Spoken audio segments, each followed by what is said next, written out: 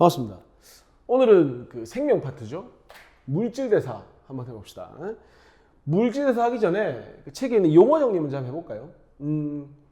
유기물 먼저 나오는데, 예전에는 유기물을 생명활동과 관계 있는 물질을 전부 유기물이라고 했습니다. 지금도 물론 그런 의미로 쓰기도 하는데, 사실은 좀 더 요즘 생각하는 이 유기물이라고 하는 건 탄소를 주축으로 하는 탄소화합물, 탄소화합물을 보통 뭐라고 한다? 유기물이라고 한다. 우리가 알고 있는 녹말, 포도당, 그 다음에 뭐 지방, 단백질 전부 유기물이라 생각하시면 되고요.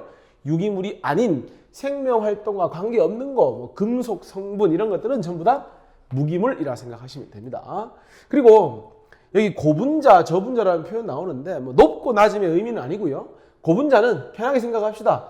분자의 질량이 매우 큰 분자. 그러니까 작은 분자가 수없이 모여서 만들어진 분자라고 생각하시면 되고요. 이 고분자를 구성하는 그 작은 분자들을 저분자다 이렇게 생각하시면 됩니다.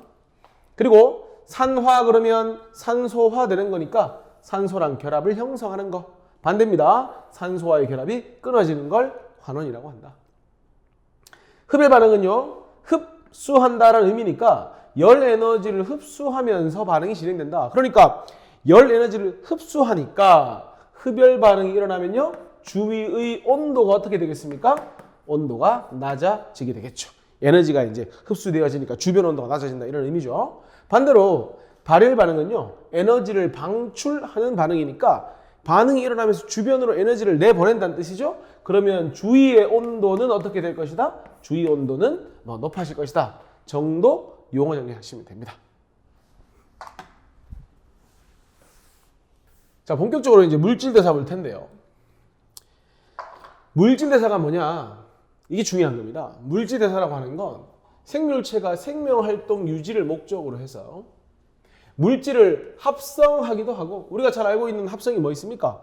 광합성 같은 거 있죠. 그 다음에 분해하는 경우, 분해의 대표적인 건 뭐 호흡, 소화 이런 거 생각하시면 되겠죠. 그래서 생명활동 유지를 위해서 물질을 합성하는 경우나 분해하는 경우를 전부 통틀어서 뭐라고 한다? 물질대사라고 한다.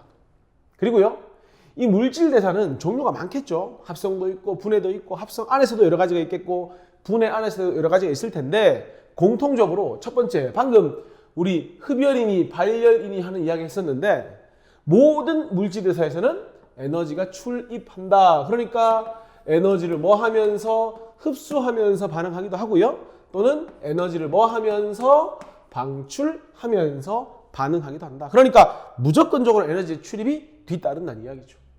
두 번째가요, 이 물질대사는 사실 좀 이따 하겠지만 높은 온도에서 반응하기가 쉽지 않습니다. 왜냐하면 생명체 내에서 일어나는 경우가 많기 때문에, 사람으로 치면 체온 범위 37도 범위에서 반응이 일어나야 되다 보니까 반응 속도가 생각만큼 빠르게 해줄 수가 없습니다. 왜냐하면 화학 반응 온도 올라가야 속도가 빨라지거든요. 그래서 낮은 온도에서도 반응을 잘 하기 위해서 효소가 촉매로서 작용을 한다. 우리 중학교 때 촉매라는 거 배워봤죠? 촉매라는 건 뭐 하는 거죠?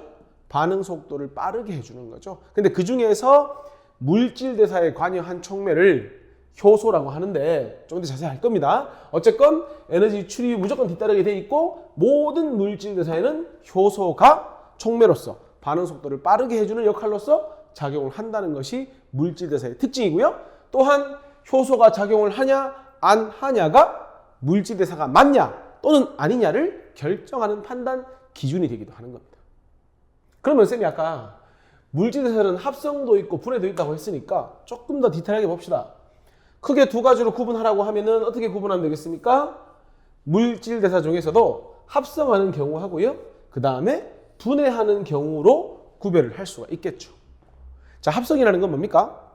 작은 분자가 있으면 서로 다른 작은 분자들이 모여가지고 하나가 되는 거죠. 하나가 된다, 같아진다, 같을 동자를 써서 동화된다, 하나가 된다, 합쳐진다, 합성된다 이런 의미입니다.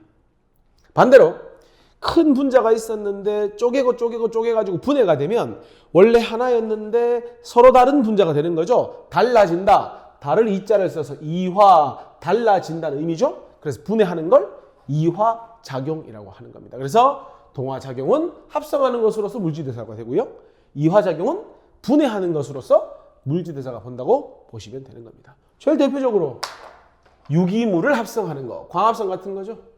여기 있죠? 여기 있네. 광합성 같은 거. 이게 대표적인 동화작용이 되겠죠.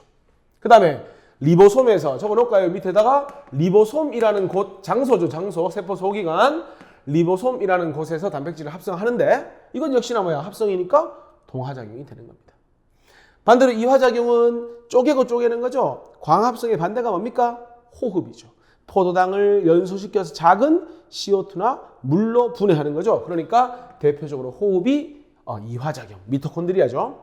그리고 우리 잘 알고 있는 영양소 분해라고 하는 건 결국 소화라는 거죠. 거대한 분자는 세포가 흡수하지 못하니까 잘게 부수는 과정, 이 소화 과정도 뭐가 된다? 대표적인 이화 과정이 된다. 그리고요, 아까 모든 물질에서의 에너지 출입이 뒤따른다고 했는데 동화작용 한다. 예를 한번 들어봅시다. 우리가 광합성이라고 하는 게 뭐죠? 빛 에너지를 흡수해서 그 흡수한 에너지로 포도당을 합성하는 거죠. 그래서 동화작용은 동그라미 칩니다. 무슨 과정이다? 흡열 과정이 많다. 그리고 산소를 잃어버린다. 환원 과정이 많다. 요거는 별로 중요하지 않고요. 요게 중요합니다. 동화작용은 뭐다? 흡열 과정이라는 거. 그 다음에요. 이화작용은 분해하니까 이 분해하면서 동화되면서 흡수했던 에너지를 분해하면서 내보내는 거죠. 사실은 호흡을 하면서 포도당이 분해되면서 나오는 그 에너지를 이용해서 우리가 뭐 합니까? 생활하고 말도 하고 운동도 하고 생명 유지하죠. 그러니까 대표적으로 이화작용은 뭐가 된다? 발열 반응이 된다. 여러분들 책에 그래프도 있습니다만은 흡열 반응이 일어나면요. 자, Y 값이 에너지거든요.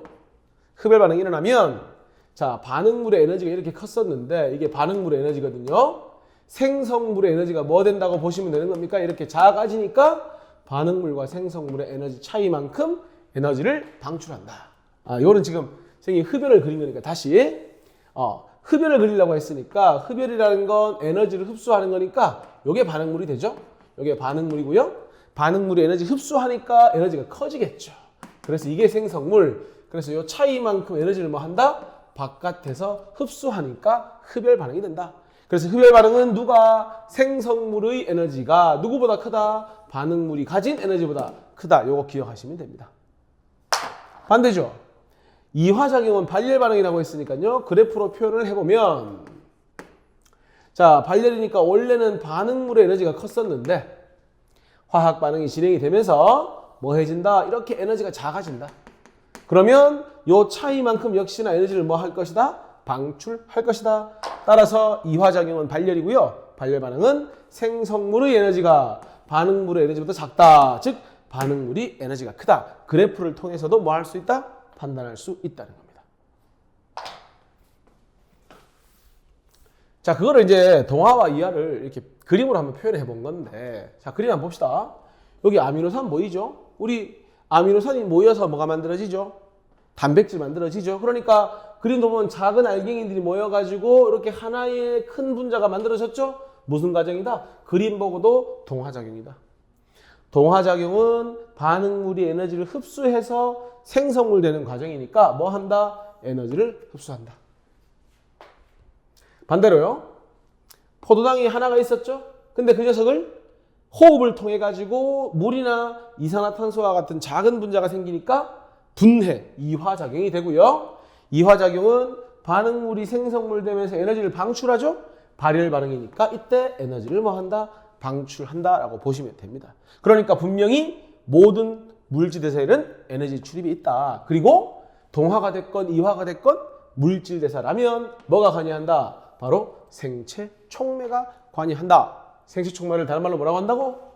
효소라고 한다. 이렇게 정리가 되시면 됩니다. 됐습니까? 자, 이제 호흡 이야기 잠깐 해볼 건데요. 사실은 여기서 이제 호흡 이야기를 하는 이유는 호흡을 통해 가지고 이제 물질 대사의 특성을 좀 알아보고자 함인데, 먼저 뭐 호흡에 대한 간단한 걸 좀 보자. 호흡은 알다시피 광합성의 역과정이 되고요. 어디서 일어나죠? 장소는 미토콘드리아에서 일어나죠. 보면 아시겠습니다만은 C6개, H12개, 산소 6개. 그래도 비교적 나름대로 원자수가 꽤 많죠. 근데 반응이 끝나니까 CO2나 물 같은 작은 분자가 생기죠? 이걸 무슨 과정이라고 한다? 그래서 이화 과정이라고 하고요. 그럼 뭐가 나오겠습니까? 에너지가 나오죠. 뭐 열 에너지 나오니까 우리 체온 유지할 수 있는 거고요. ATP는요. 어떻게 생각하시면 되냐면 언제든지 사용할 수 있는 에너지의 형태라고 생각하시면 됩니다. 그래서 지금은 호흡에 대한 자세한 이야기를 하는 건 아니니까 그냥 가볍게 호흡을 하면 ATP라고 하는 걸 만들어 놓고 그 ATP를 우리가 마치 돈 벌어서 돈 가지고 있다가 필요할 때 쓰듯이 ATP를 딱 만들어 놓고 우리가 필요할 때마다 이 ATP를 쓴다. 그 정도만 이해하시면 됩니다. 그럼 본격적으로 하려고 하는 건 뭐냐면 사실은 우리가 이제 호흡 이야기를 꺼내는 이유가요. 호흡하고 연소를 비교해 보려고 하는 거죠. 호흡하고 연소를 비교한다. 그럼 비교하는 이유가 있을 거 아닙니까? 첫 번째, 일단 공통적인 특성이 있습니다. 자, 이렇게 생각하시면 됩니다. 우리가 호흡이라고 하는 건 포도당을 섭취해서 우리 몸속에서 태운다. 이렇게 접근하시면 되고요. 연소라고 하는 건 똑같은 포도당을 그냥 불 속에 집어넣어서 생명활동과 관계없이 태우는 걸 연소라고 생각하시면 됩니다. 어쨌거나 첫 번째, 태운다는 것 자체가 산화, 즉 산소하고 결합을 하는 반응이니까 호흡이건 연소건 산화 반응이죠. 그리고요, 호흡을 해도 에너지 나올 거고요. 그 다음 연소를 해도 에너지가 나오기 때문에 둘 다 똑같이 발열 반응이다. 그리고요, 어차피 똑같은 물질을 호흡하거나 연소했다면 뭐도 같을 것이다? 생성물이 같을 것이다. 뭐 호흡이든 연소도 만약에 포도당을 태웠다면 똑같이 CO2랑 물이 나올 것이다. 그리고요, 호흡이 됐건 연소가 됐건 똑같은 양의 포도당을 태웠다면 뭐 이렇게도 볼 수 있겠죠. 생성물의 양도 동일하다고 볼 수 있죠. 생성물의 양도 사실상 뭐 할 것이다? 동일할 것이다. 그러니까 뭐 호흡이냐 연소냐가 생성물의 양을 다르게 하지는 않는다는 뜻입니다. 뭐 공통점 이런 게 굉장히 뭐 많은 공통점이 있죠. 근데 핵심적인 차이가 있으니까 배우는 건데, 첫 번째, 에너지 형태입니다. 연소는 알다시피 열 나오죠. 그리고 우리 뭔가 태우면 밝잖아요. 빛이 나옵니다. 근데 사람도 지금 호흡을 하고 있으니까 끊임없이 몸속에서 포도당을 태우고 있지만 빛이 나오지는 않잖아요. 그래서 에너지 형태가 빛이 아니고 열과 아까 좀 전에 이야기했던 ATP가 나온다. 이 정도 차이가 있다 정도. 그 다음에 그림도 있는데 이게 지금 연소거든요. 연소는요, 불을 붙이면 한꺼번에 반응을 하고 에너지가 한꺼번에 나오고 치웁니다. 한 번에 반응한다. 일시에. 근데 호흡은 우리가 에너지를 이용해서 차근차근 단계별로 에너지를 발생시키고 끊임없이 생명을 연속적으로 유지해야 되기 때문에 어떻게 한다? 소량씩 단계적으로 반응을 한다라는 게 나름대로 큰 차이입니다. 그러니까 에너지도 한 번에 나오느냐? 이렇게 단계 나오느냐.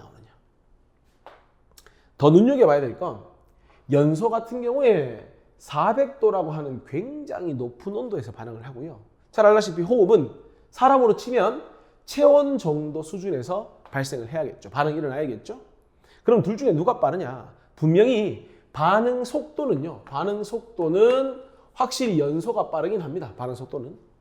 근데 보통 우리가 화학에서 온도가 한 10도 정도 차이 나면 반응 속도가 한 2배 빨라진다. 보통 그렇게 얘기를 하는데 상황마다 다르지만 온도 차이가 지금 어마어마하죠.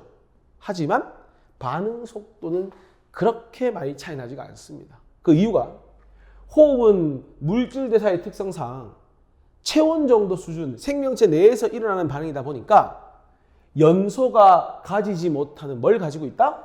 화학 반응 속도를 빠르게 해주는 효소, 생체 촉매가 관여한다는 게 가장 핵심적인 차이입니다. 아까 선생님이 얘기했잖아요. 모든 물질 대사인 효소가 관여를 하고 효소의 관여 여부가 물질 대사이냐 아니냐를 결정한다고 했죠. 바로 이 점에서 뭐가 결정되는 겁니까? 호흡은 물질 대사이고 연소는 물질 대사가 아니다. 이게 어떻게 보면 가장 핵심적인 차이이고 우리가 호흡과 연소를 비교하는 이유가 되는 겁니다. 그리고 하나 덧붙이자면 사실 이렇게 단계적으로 아까 이렇게 반응한다고 했는데요. 사실상 이 모든 화학 반응엔 사실은 거기에 맞는 효소들이 있기 마련이기 때문에 각각 단계마다 전부 뭐 한다? 서로 다른 효소들이 다 관여한다. 그러니까 하나의 효소가 아니라 2단계에 맞는 효소, 2단계에 맞는 효소, 또 2단계에 맞는 효소, 수없이 많은 효소들이 하나의 물질 대사에 관여한다. 이렇게 보시면 되는 겁니다. 그게 바로 호흡과 연소를 배우는 목적입니다. 문제 앞으로 봅시다. 1번 문제 한번 봅시다. 자, 물질대사에 대한 설명으로 옳은 것은 O하고 옳지 않은 건 X라 반드시 에너지 출입이 뒤따른다고 했죠.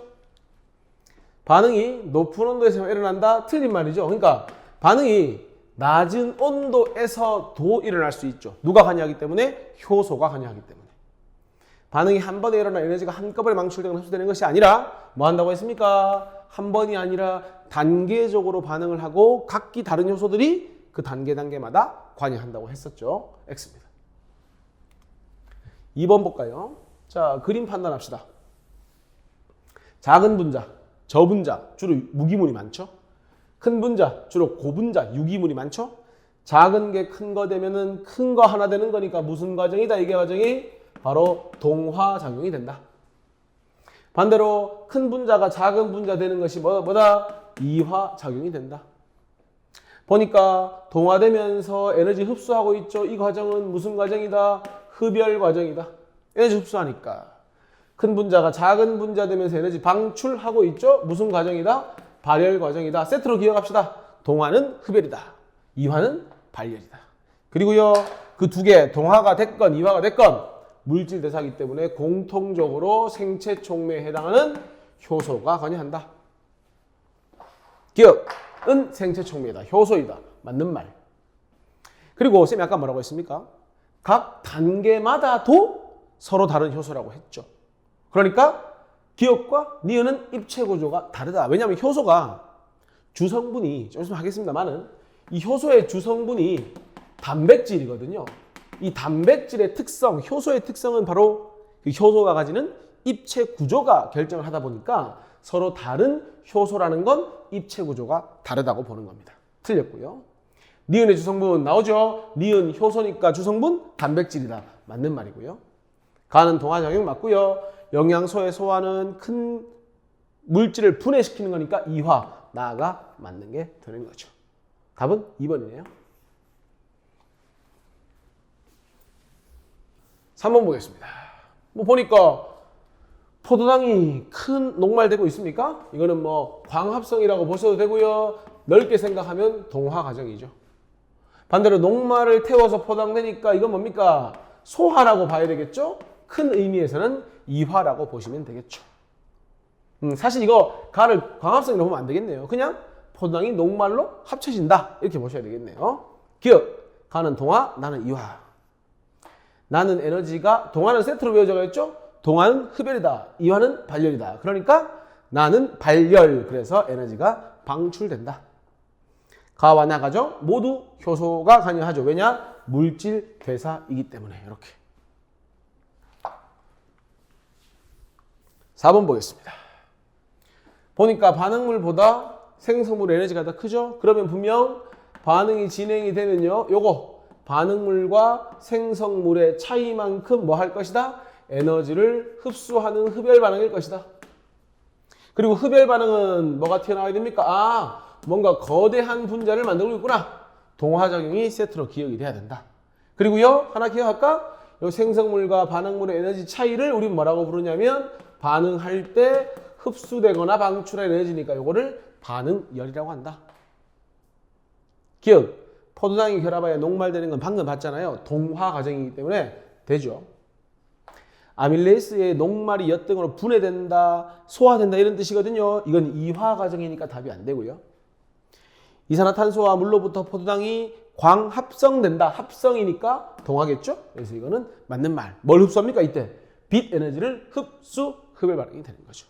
답은 뭡니까? 기억하고 디귿이 되는 거죠. 5번 문제 한번 봅시다. 식물세포의 구조와 세포 소기관이라고 했는데 지금 이게 식물세포니까 호흡을 하는 미토콘드리아, 그 다음에 광합성하는 연록체가 다 있을 텐데 일단 지금 가 반응을 보면요. 이산화탄소와 물이 만나서 포도당되고 있죠. 물론 빛 에너지를 흡수해야 하겠지만 뭐 하는 중? 광합성하는 중. 합성은 동하죠. 그 다음에 나는 포도당과 산소가 만나서 이산화탄소 되고 있으니까 뭐 하는 중? 호흡하는 중. 그러면 광합성하는 곳은 어디죠? 바로 엽록체가 되고요. 이 그림이 사실 구분은 잘 안 되는데 B가 엽록체 그림입니다. B. 그 다음에 호흡하는 것은 미토콘드리아 A. 이래놓고 이제 문제를 푸는 거죠. 기억. 가는 반응이 진행될 때 광합성, 합성은 동화. 동화는 뭘 기억하라고 했죠? 흡열 반응. 실제로 광합성은 비대에너지를 흡수하죠. 나에서는 A가 활발하게 일어나고요. 나가 일어날 때 아까 쌤이 호흡 일어날 때 각각 단계로 반응을 한다고 했고요. 각 단계마다 뭐 한다고 했죠? 서로 다른 효소들이 관여한다고 했죠. 그러니까 여러 종류의 효소가 관여한다. 맞는 말이죠. 답 뭡니까? 기억, 디귿이 답이 되는 겁니다. 6번입니다. 실험실에서 단백질을 진한 염산에 넣고 200도씨에 하루 동안 가열을 해야지 분해된다. 그러나 음식물로 섭취한 단백질은 한두 시간 후면 분해된다. 속도가 훨씬 빠르다. 이유는 뭐죠? 바로 생명체 내에는 뭐가 관여한다? 화학 반응 속도를 빠르게 해주는 효소가 관여하기 때문이다. 그 효소의 관여 유무가 물질 대사이냐 아니냐를 결정하는 중요한 단서가 된다고 했죠. 7번입니다. 자, 지금 그림을 보니까 이렇게 단계 뭡니까? 호흡. 그리고 일시에 반응하는 거 연소.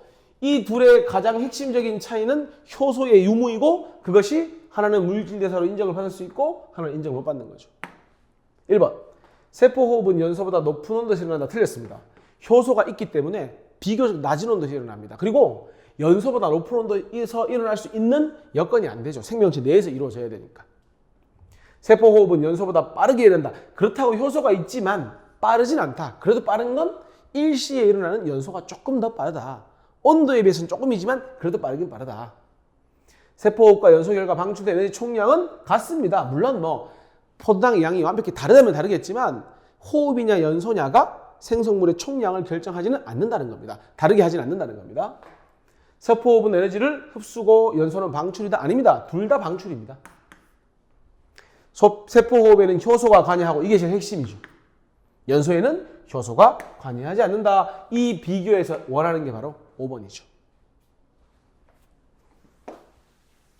자, 8번 한번 볼까요? 역시나 비교하는 문제죠. 세포호흡은 효소가 관여하니까 상대적으로 좀 낮고요. 연소는 효소가 없으니까 높아야 빨리 반응하겠죠.